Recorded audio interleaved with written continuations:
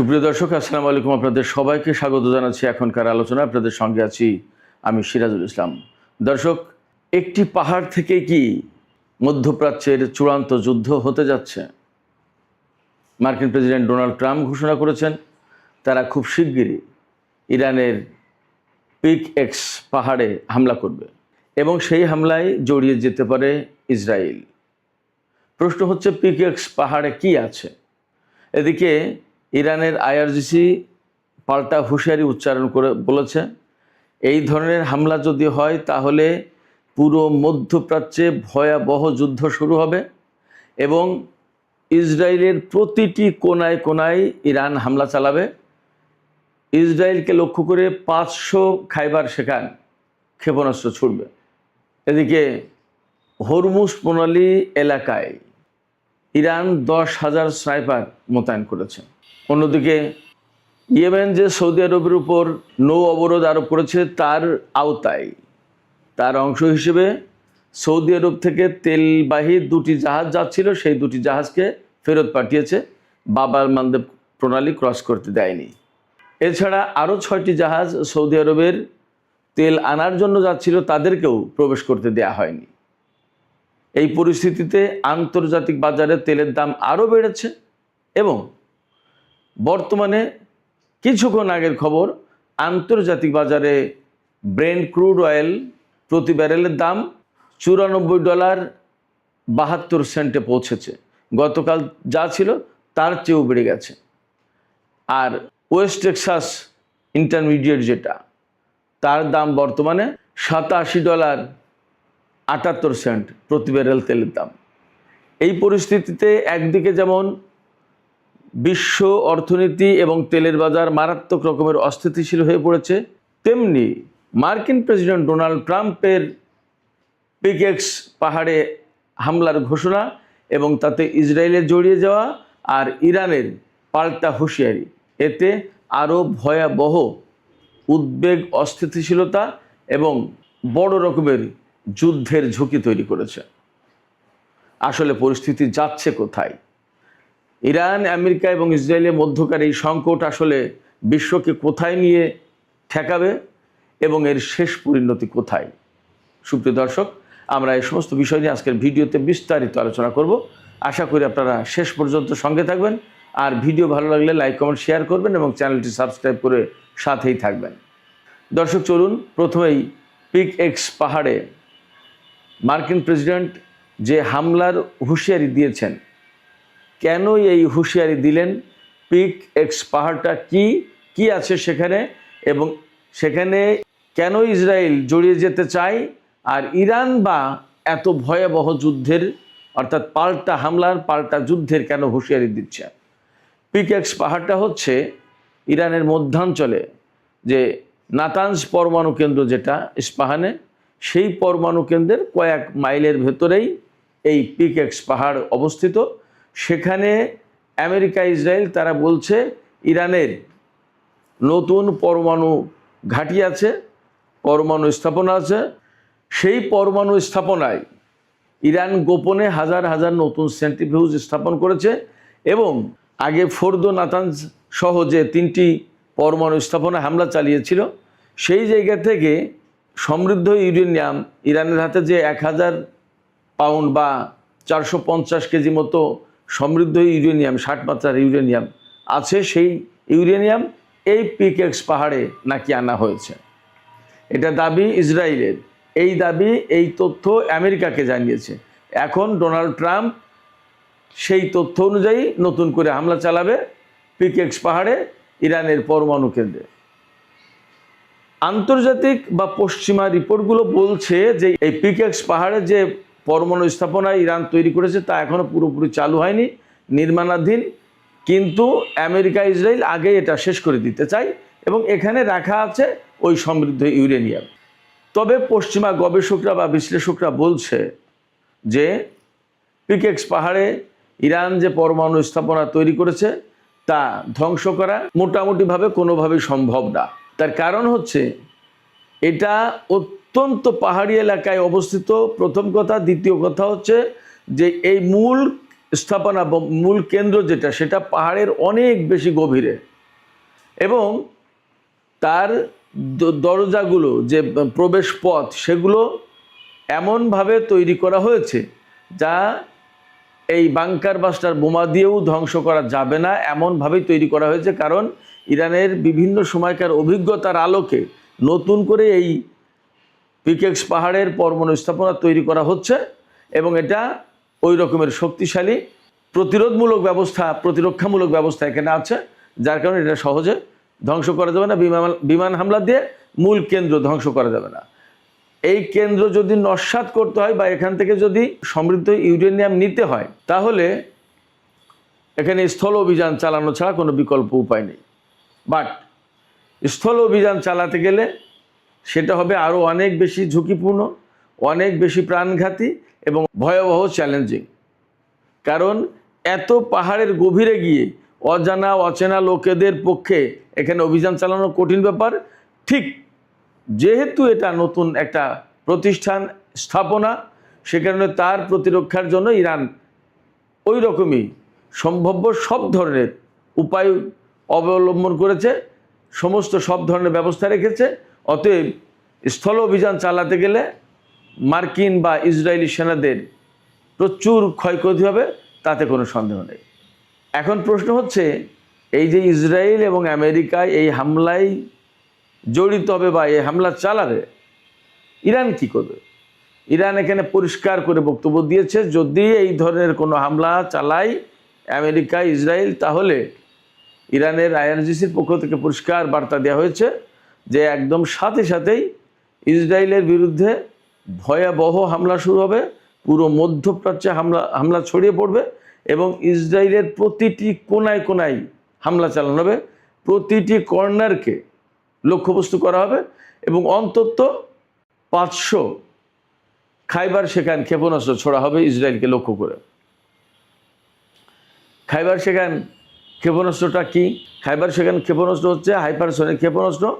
এই ক্ষেপণাস্ত্রের পাল্লা হচ্ছে 2000 কিলোমিটার, অর্থাৎ ইরান থেকে ছুড়লে 2000 কিলোমিটার দূরের লক্ষ্যবস্তুতে আঘাত হানতে সক্ষম, এবং এটা 1.5 টন 1500 কেজি ওয়ারহেড বহন করতে পারে। একটা ওয়ারহেডের ওজন 1500 কেজি, অর্থাৎ 1.5 টন 37.5 মন।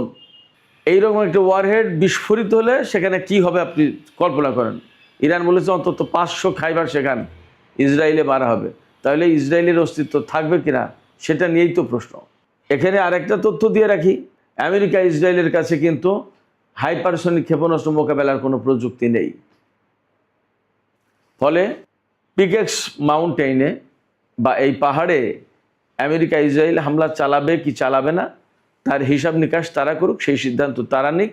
ইরান তার বক্তব্য কিন্তু পরিষ্কার করে দিয়েছে। অবশ্য মার্কিন প্রেসিডেন্ট ডোনাল্ড ট্রাম্প এর আগেও বলেছিলেন যে আমরা হামলা চালাতে পারি ইরানের পরমাণু স্থাপনা আবারও, কিন্তু তিনি তা করেননি। দেখা যাক এবার কী হয়।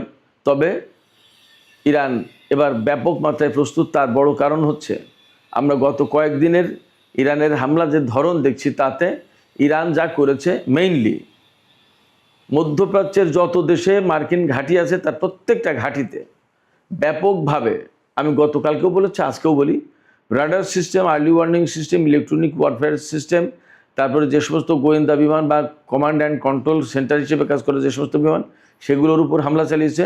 KC-135, KC-17, KC-46 এই ধরনের রিফুয়েলিং ট্যাঙ্কার বিমান বা পরিবহন বিমান, এগুলোর উপর হামলা চালিয়েছে। প্রচুর পরিমাণে ড্রোন ক্ষতিগ্রস্ত হয়েছে, বিমানের হ্যাঙ্গারে হামলা চালিয়েছে। একটা F-15 জঙ্গি বিমান ধ্বংস হয়েছে, কয়েকটা F-35 বা F-16 এই সমস্ত বিমান ধ্বংস হয়েছে। বেশ কিছু সেনা নিহত হয়েছে। আমরা সবাই জানি সেই সেনাদের লাশ গতকাল আমেরিকা পৌঁছেছে, সেই লাশ রিসিভ করেছে মার্কিন প্রেসিডেন্ট ডোনাল্ড ট্রাম্প। এরপরে AP বার্তা সংস্থা AP, অ্যাসোসিয়েটেড প্রেস, এই অ্যাসোসিয়েটেড প্রেস খবর দিচ্ছে যে ইরানের হামলায় অন্তত 500 সেনা আহত হয়েছে। নিহতর কথা বলছে না। 500 সেনা যদি আহত হয় তাহলে নিহত কতগুলো হতে পারে মোটামুটি একটা কল্পনা করা যেতে পারে। তার মানে ইরান কিন্তু যথেষ্ট প্রতিরোধমূলক হামলা চালাচ্ছে এবং অ্যাগ্রেসিভ হামলা চালাচ্ছে, ডিফেন্সিভ না। এখন ইরান অনেকটা অফেন্সিভ। তো যে কথা বলছিলাম, মধ্যপ্রাচ্যের এই যে সিস্টেম, রেডার ম্যাডার, এই সমস্ত যা সিস্টেম, এইগুলো ধ্বংস করে দিয়ে আমেরিকাকে প্রকৃতপক্ষে কানা করে দিচ্ছে, অন্ধ করে দিচ্ছে। আমেরিকা তার প্রতিরক্ষা ব্যবস্থা ঠিক রাখতে পারছে না। ইরান যে বিমান হামলা চালাবে বা ক্ষেপণাস্ত্র বা ড্রোন হামলা চালাবে, এই সমস্ত হামলা চালালে সে শনাক্ত করতে পারবে না এবং সেগুলোকে ধ্বংস করতে পারবে না। গতকালকে শুনলাম যে কুয়েতের আকাশে ইরানের ড্রোন ঘুরে বেড়াচ্ছে, হয় গোয়েন্দা ড্রোন অথবা শনাক্ত করছে কোনো কিছু, যাই হোক সেই ড্রোন নিরাপদে ঘুরে ফিরে আসলো, কিন্তু আমেরিকা সেই ড্রোনকে কিছুই করতে পারেনি। তার মানে দাঁড়াচ্ছে, মোটামুটিভাবে ধরে নেওয়া যায় যে কুয়েতের আকাশ প্রতিরক্ষা ব্যবস্থা বা early warning system, radar system, এই সমস্ত সব কিছু ধ্বংস হয়ে গেছে। একইভাবে বাহরাইন, সংযুক্ত আরব আমিরাতেও চলছে। এবং গতকালকেই তো আমি বলেছিলাম যে জর্ডানের যে পরিমাণে হামলা চালাচ্ছে ইরান, তাতে আগামী আর 4-5 দিন যদি এইভাবে হামলা চালায়, তাহলে জর্ডানের বিমান ঘাঁটিগুলো আর সচল থাকবে না, অচল হয়ে যাবে। এরই মধ্যে কয়েকটা গেছে। এবং মার্কিন প্রেসিডেন্ট ডোনাল্ড ট্রাম্প, এই যে মার্কিন সেনা নিহত হলো জর্ডানে এবং ক্ষয়ক্ষতি হচ্ছে, এর জন্য জর্ডানকে দায়ী করেছে। তিনি বলছেন যে এগুলো আসলে জর্ডানের হাতে দিয়ে আমরা ভুল করেছি, এগুলো নিজেদের জিনিস নিজেদেরই রক্ষা করার দরকার ছিল। আসলে কি ব্যাপারটা তাই? ব্যাপারটা হচ্ছে যে জর্ডানের কি ক্ষমতা আছে মার্কিন ঘাঁটি রক্ষা করবে? ওখানে তো মার্কিন সেনারাই টিকতে পারছেন, জর্ডান কি করবে? আমরা নতুন করে আরেকটা খবর পাচ্ছি যে হরমুজ প্রণালী এলাকায়, হরমুজ প্রণালীর যে উপকূল, এই উপকূল জুড়ে ইরান অন্তত 10,000 স্নাইপার মোতায়েন করেছে। তার মানে আশঙ্কা করা হচ্ছে বা ধারণা করা হচ্ছে ইরানের দক্ষিণ উপকূল দিয়ে আমেরিকা স্থল অভিযান চালানোর চেষ্টা করতে পারে। যদি তাই চালায়, তাহলে এই স্নাইপারগুলো আমেরিকার সেনাদের জন্য ভয়াবহ প্রাণঘাতী হয়ে দাঁড়াবে। এদিকে সৌদি আরব, কুয়েত, বাহরাইন, এই সমস্ত দেশে গতকাল আমরা বিভিন্ন মাধ্যম থেকে খবর পাচ্ছি যে ছোটোখাটো বিভিন্ন জায়গায় বিক্ষোভ হয়েছে। তাদের দাবি, অর্থাৎ কুয়েত, বাহরাইন, সৌদি আরব, এই সমস্ত জায়গায় মার্কিন ঘাঁটি থাকার কারণে ইরান এই সমস্ত দেশে হামলা চালাচ্ছে, ড্রোন হামলা চালাচ্ছে, ক্ষেপণাস্ত্র হামলা চালাচ্ছে এবং আমেরিকাও সেখান থেকে হামলা চালাচ্ছে। এই যে প্রতি মুহূর্তে বিস্ফোরণ ভয়াবহ একটা প্যানিক সৃষ্টি করছে, জনজীবনকে একদম অস্থির করে তুলেছে, ভয়ের ভিতরে ঠেলে দিয়ে, উদ্বেগ উৎকণ্ঠার ভিতরে ঠেলে দিয়েছে। এর জন্য মূল দায়ী হচ্ছে মার্কিন ঘাঁটি। অর্থাৎ মার্কিন ঘাঁটি যদি না থাকতো, তাহলে এই অবস্থা তৈরি হতো না। এই সমস্ত দেশের জনগণের বক্তব্য হচ্ছে এই সমস্ত দেশের সরকার আমেরিকার ঘাঁটি তৈরি করতে দিয়ে আজকে এই বিপদ ডেকে এনেছে। বাস্তব একটা কথা বলি, গতকালকে কুয়েত থেকে আমাকে একজন মেসেজ পাঠিয়েছে, ভদ্রলোকের নাম প্রকাশ করছি না, কিন্তু আমাকে মেসেজ পাঠানোর মূল কারণ হচ্ছে, হোয়াটসঅ্যাপে মূল মেসেজ পাঠিয়েছে, এর মূল সূত্রটা হচ্ছে, একসময় আমি যে গাড়িটা ব্যবহার করতাম সে গাড়ি সে চালাতো, সে এখন কুয়েতে গেছে, এই তো মাস 2-3 হলো। সে গতকালকে বলল যে স্যার, এত ভয়াবহ হামলা হয়, ইরানের ক্ষেপণাস্ত্র এসে যখন আঘাত করে তখন বিল্ডিংগুলো থর করে কাঁপে, মনে হয় ভূমিকম্প, মনে হয় যে কখন না জানি বিল্ডিং ধসে পড়ে। প্রতিটা মুহূর্তে মনে হয় যে জীবন অনিশ্চিত, যে কোনো মুহূর্তে মারা যাব, কখন কি হয় বলা যায় না, এত ভয়ঙ্কর একটা পরিস্থিতি। বলে যে আমি প্রথম যখন এসেছি তখন এতটা ছিল না, কিন্তু এখন যে সমস্ত ক্ষেপণাস্ত্র হামলা হয় সেগুলো ভয়াবহ, অনেক বড় বড় বিরাট বিস্ফোরণ ঘটে। বললো যে বিস্ফোরণ যখন ঘটে তখন আগুনের হলকা ছোটে। এইগুলো তো প্রতিনিয়ত, প্রতিদিন, প্রতিক্ষণ বাহরাইন, কুয়েত, সৌদি আরব, সংযুক্ত আরব আমিরাত, কাতার, জর্দান, এই সমস্ত দেশের জনগণকে দেখতে হচ্ছে, এই প্যানিকের ভেতরে তাদেরকে থাকতে হচ্ছে। শুধু তাই না, ইরান যে শুধুমাত্র মার্কিন ঘাঁটিতে হামলা চালাচ্ছে ব্যাপারটা তা কিন্তু এখন না।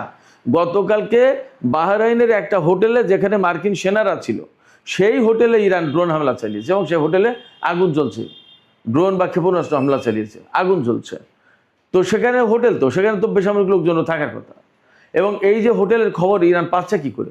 বিভিন্ন দেশের বেসামরিক লোকজন ইরানকে তথ্য দিচ্ছে যে এখানে মার্কিন সেনা আছে বা এই ঘাঁটিতে এই আছে, ইরান সেখানে হামলা চালাচ্ছে। তো এই পরিস্থিতিতে যা দাঁড়াচ্ছে যে এই সমস্ত দেশে একসময় বড় রকমের গণবিস্ফোরণও ঘটে যেতে পারে, কিছু বলা যাচ্ছে না যা পরিস্থিতি। একসময় সরকার বিরোধী আন্দোলনও তৈরি হয়ে যেতে পারে যা পরিস্থিতি। কোনো কিছু আসলে বোঝা মুশকিল, নিশ্চিত করে বলা যাচ্ছে না। তবে যা পরিস্থিতি, তাতে তো এই সমস্ত দেশের মানুষ বিক্ষুব্ধ হয়ে উঠছে যে আমেরিকার ঘাঁটির কারণে কেন আজকে আমাদেরকে এত দুর্ভোগের ভেতরে থাকতে হবে। যা হোক দর্শক, মধ্যপ্রাচ্যের এই পরিস্থিতি নিয়ে আমি যে আলোকপাত করলাম, তার পাশাপাশি আরও কিছু গুরুত্বপূর্ণ খবর আছে। যেমন ইয়েমেনের হুতিরা সৌদি আরবের উপরে নৌ অবরোধ আরোপ করেছে, অর্থাৎ বাব আল মানদেব প্রণালী বা সমুদ্র ব্যবহার করে সৌদি আরব কোনো তেল বা পণ্য রপ্তানি করতে পারবে না, কিংবা কোনো দেশের জাহাজ বাব আল মানদেব প্রণালী পার হয়ে সৌদি আরবে যেতে পারবে না। তো এর আওতায় গতকালকে অন্তত 2টো জাহাজ যারা সৌদি আরব থেকে তেল নিয়ে বাব আল মানদেব প্রণালী পার হতে চাচ্ছিল তাদেরকে পার হতে দেয়নি, তাদেরকে হুতি সমর্থিত সেনাবাহিনী ফিরিয়ে দিয়েছে। আবার বাব আল মানদেব প্রণালীতে বাইরে থেকে প্রবেশ করতে চাচ্ছিল যারা সৌদি আরবে তেল আনতে যাচ্ছিল, এরকম 6টি জাহাজ ফেরত দিয়েছে হুতিরা। বাব আল মানদেব প্রণালীতে ঢুকতে দেয়নি, তাদেরকে সরিয়ে দিয়েছে। এবং হরমুজ প্রণালীতে তো কঠিন অবস্থা, সেখানে পাল্টা হামলা ঘটনা চলছে।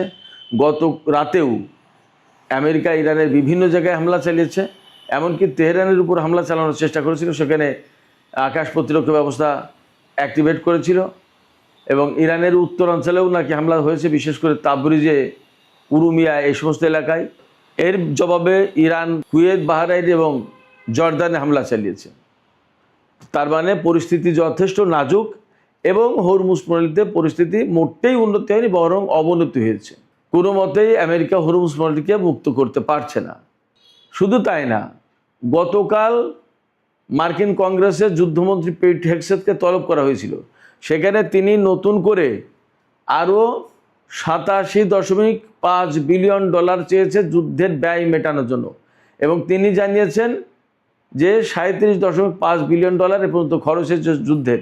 কিন্তু আমেরিকানরা বা কংগ্রেসম্যানরা সবাই বলছে যে পিট হেগসেথ যে খরচের কথা বলছে এটা কম, গোপন করছে, খরচের চেয়ে আরও অনেক বেশি হয়েছে।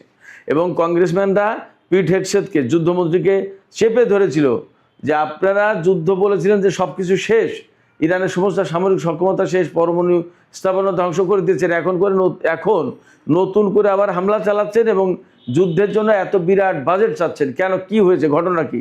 যুদ্ধ কবে শেষ করবেন? কিচ্ছুর জবাব দিতে পারেনি মার্কিন যুদ্ধমন্ত্রী। এই পরিস্থিতিতে একদম মধ্যপ্রাচ্যের অবস্থা আরও অনিশ্চিত হয়ে পড়েছে, এতে কোনো সন্দেহ নেই। এই জায়গা থেকে তেলের দাম নতুন করে বেড়ে গেছে। আজকে আমি যখন এই ভিডিও করছি তার একটু আগে খবর নিলাম, আন্তর্জাতিক বাজারে ব্রেন্ট ক্রুড অয়েলের দাম প্রতি ব্যারেল $94.72, আর ওয়েস্ট টেক্সাস ইন্টারমিডিয়েট যেটা, সেটা প্রতি ব্যারেল তেলের দাম $87.78। এগুলো সব অপরিশোধিত তেলের দাম, পরিশোধিত তেলের দাম আরও বেশি। এখন যদি প্রায় $95 হয় এক ব্যারেল তেল, তার মানে এই যে ইরান এবং আমেরিকার মধ্যে যে যুদ্ধবিরতি চুক্তি 17 এপ্রিল সই হয়েছিল ইসলামাবাদ সমঝোতা স্মারক, তারপরে তেলের দাম কিন্তু ব্যারেল প্রতি $70 নিচেই চলে এসেছিল। আমরা যদি $70 ধরি তাহলে এখন 95, তার মানে $25 বেড়ে গেছে ব্যারেল প্রতি। তার মানে 3 ভাগের 1 ভাগ দাম বেড়ে গেছে আরও। এই পরিস্থিতিতে বিশ্ব অর্থনীতি, বিশ্ব তেলের বাজার আবার অস্থিতিশীল হয়ে পড়েছে, আবার চরম অনিশ্চয়তা তৈরি হয়েছে। এর ভিতরে আমেরিকা, ইসরায়েল যদি ইরানের উপরে ওই যে পিকেক্স পাহাড়ে হামলার কথা বলা হচ্ছে, সেখানে যদি হামলা চালায় তাহলে ইরান এই যুদ্ধ আরও বিস্তৃত করবে এবং ইসরায়েলের উপরে মারাত্মক আঘাত করবে। হরমুজ প্রণালী, বাব আল মানদেব প্রণালী আরও কঠোর হবে। তাহলে বিশ্ব ভয়াবহ অর্থনৈতিক সংকটের মুখে পড়বে, এতে কোনো সন্দেহ নেই। এই অবস্থায় আমেরিকা এই ঝুঁকি নেবে কিনা, ইসরায়েল এই ঝুঁকি নেবে কিনা, বিশ্ববাসী, বিশেষ করে রাশিয়া, চীনের মতো প্রভাবশালী দেশ, ব্রিটেন, ফ্রান্স, জার্মানি, এইরকম সমৃদ্ধ অর্থনীতির দেশ, তারা এই ঝুঁকি নিতে যাবে কিনা সেটা হিসাব করা দরকার, তাদের বিবেচনা করা দরকার। এবং তারা আমেরিকার বিরুদ্ধে কোনো কিছু বলবে কিনা সেটাও তাদের বোঝা উচিত। সুপ্রিয় দর্শক, এখনকার আলোচনা এখানে শেষ করতে চাইছি। আলোচনা শেষের আগে আপনাদের মতামত জানতে চাই, আপনারা কি ভাবছেন? আসলে আমেরিকা, ইসরায়েল কি ইরানের পরমাণু স্থাপনা, যেটা পিকেক্স পাহাড়ের কথা বলা হচ্ছে, সেখানে কি হামলা চালাতে যাচ্ছে? এবং যদি হামলা চালায় তাহলে কিন্তু ইরান পাল্টা জবাব দেওয়ার হুমকি দিয়েছে ইসরায়েলের উপর। প্রতিটি কর্নারকে তারা লক্ষ্যবস্তু করবে। ইরান কি এই হুমকি বা এই হুঁশিয়ারি বাস্তবায়ন করতে পারবে? কি মনে হয়? সেখানে বলা হয়েছে ইরান 500 খাইবার সেখানে হাইপারসনিক ক্ষেপণাস্ত্র ব্যবহার করবে। এটা কি সম্ভব কিনা ইরানের পক্ষে? আপনাদের মতামত জানিয়ে কমেন্টে লিখতে পারেন। আর ভিডিও ভালো লাগলে লাইক, কমেন্ট, শেয়ার করবেন এবং চ্যানেলটি সাবস্ক্রাইব করে সাথেই থাকবেন। দর্শক, এখনকার আলোচনা এখানেই শেষ করতে চাইছি। আপনারা সবাই অনেক অনেক ভালো থাকুন। আল্লাহ হাফেজ।